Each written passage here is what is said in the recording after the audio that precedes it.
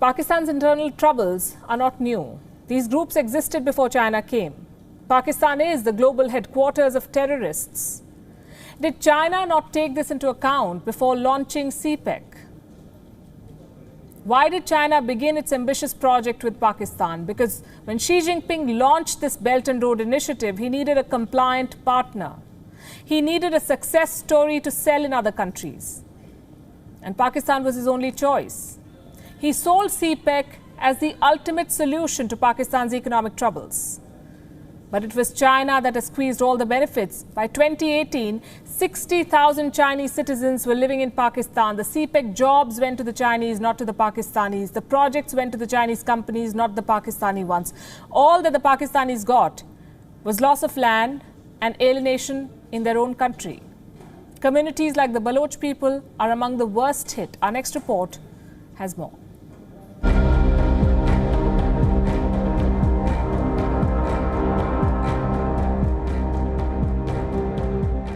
He arrived in Pakistan escorted by 8 Pakistani Air Force jets.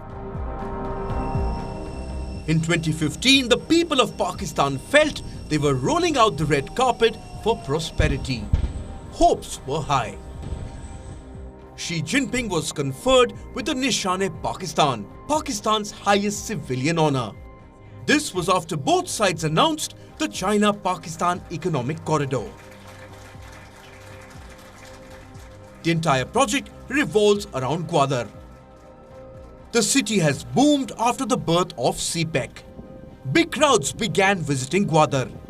The fledgling Pearl Continental, the only 5-star hotel of the area, has found its mojo back thanks to the big-ticket investment from China. But all of this means very little for the locals of Gwadar. Chinese investments have brought nothing for them except for broken promises. Old neighborhoods have been swallowed by the dragon. Most of Gwadar is still a slum, with people still trying to earn the minimum wage. The Baloch community is vulnerable. They fear that Chinese investments will turn them into a minority. Helpless, some Balochis have picked up arms. They have threatened to target any CPEC project in Balochistan. The threat is a very legitimate one. In 2019, 14 passengers were forced off a bus and killed. Most of the victims were from the Pakistani Navy and Coast Guard. In the same year, the Pearl Continental was attacked. Chinese investment is under threat in Gwadar. Beijing came down hard on Islamabad, demanding security for its citizens and assets. The centerpiece of the China-Pakistan Economic Corridor has now become a military cantonment. According to reports, more than 17,000 Pakistani soldiers have been deployed in Gwadar. They protect the Chinese and fight their own citizens. Reportedly, locals traveling around Gwadar are routinely harassed at checkpoints, while the Chinese continue to bully their way in across Pakistan. This video had gone viral in 2018. Chinese nationals had launched a fist fight against Pakistani policemen in Punjab. These are engineers working who were building a section of CPEC.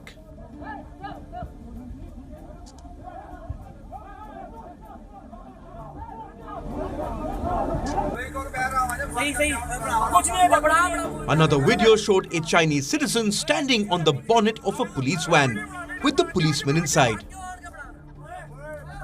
Some others can be seen trying to open the door of the car. China keeps calling the shots in Pakistan, while Pakistani citizens continue to pay for the blunders of the political elite. Pakistan is at war with its own citizens. Bureau Report, WION, World is One.